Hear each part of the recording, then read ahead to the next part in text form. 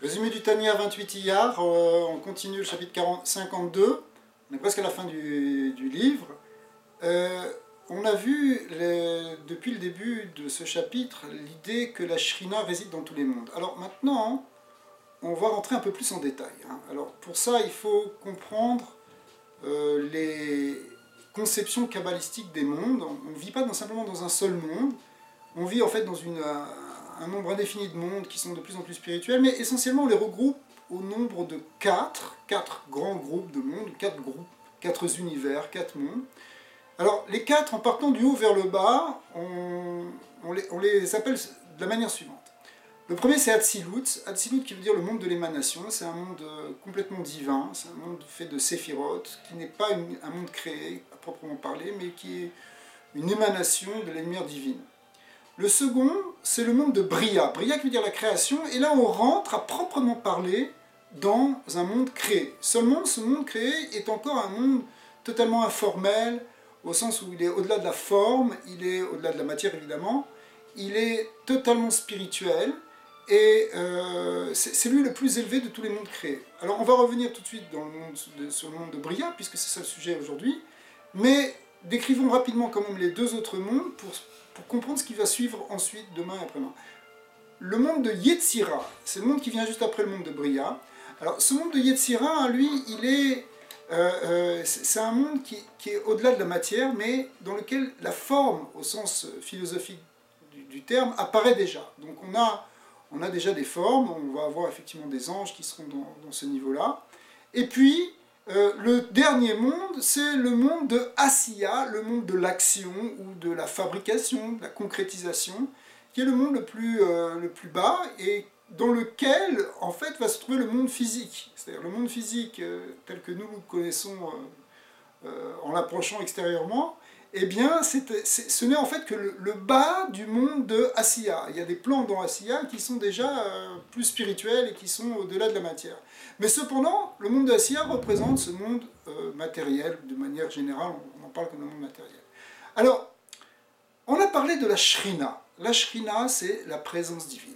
Où se trouve cette Shrina? Alors, elle se trouve, d'après le Zohar et d'après le Tzraïm, elle se trouve d'abord et avant tout dans ce monde de Hatzilut. Elle est même la dernière séphira de Hatzilut, celle qu'on appelle Malchut de Hatzilut. Et cette Malchut de Hatzilut, ce dernier niveau de Hatzilut, qui en même temps condense et recueille tous les influx divins qui sont dans ce monde, eh bien, ce dernier niveau s'appelle la Shekhinah. Alors cette Shekhinah, elle va, elle aussi, au moment de la création, et elle continue même après la création, elle va descendre dans les mondes qui sont en dessous, donc dans le monde de Bria, de Yetzira et de Asiya, et elle va se révéler dans ces mondes. Alors, elle va se révéler et elle va créer, elle va manifester, elle va être la racine en quelque sorte d'existants qui sont dans ces mondes, et qui seront évidemment en correspondance avec le niveau du monde considéré. Donc, lorsqu'elle descend dans Bria, le monde qui est juste en dessous d'Hatzilut, eh bien, elle se pose d'abord dans les séphirotes supérieurs, dans les niveaux supérieurs de ce monde de Bria.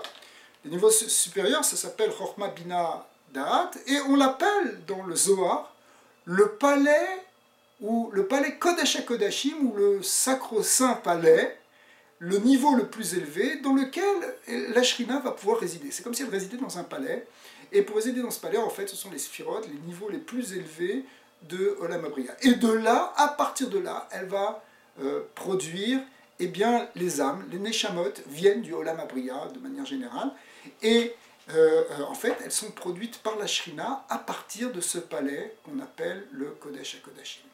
Mais c'est pas simplement les Neshamot qu'elle va produire, ou même certains grands malachim, certains grands anges qui seront là, mais elle va aussi produire, en quelque sorte, elle va être la source dans ce monde-ci de la Torah, et donc de la Torah et des mitzvot, mais telle qu'on la connaît dans le monde de Bria, c'est-à-dire en fait ce qui va donner dans ce monde-ci, alors il faut s'habituer à ce terme, c'est ce qui va donner en fait le Talmud. Le Talmud, il vient de ce monde de Bria, il vient de la volonté divine c'est-à-dire qui est porté par la Shrina et qui s'habille dans ce sacro-saint palais du Olam Abriya. Et à ce moment-là, eh bien, c'est dans ce niveau-là que va être produit non seulement les anges, mais aussi, non seulement les âmes et quelques anges, mais aussi, effectivement, la racine du Talmud.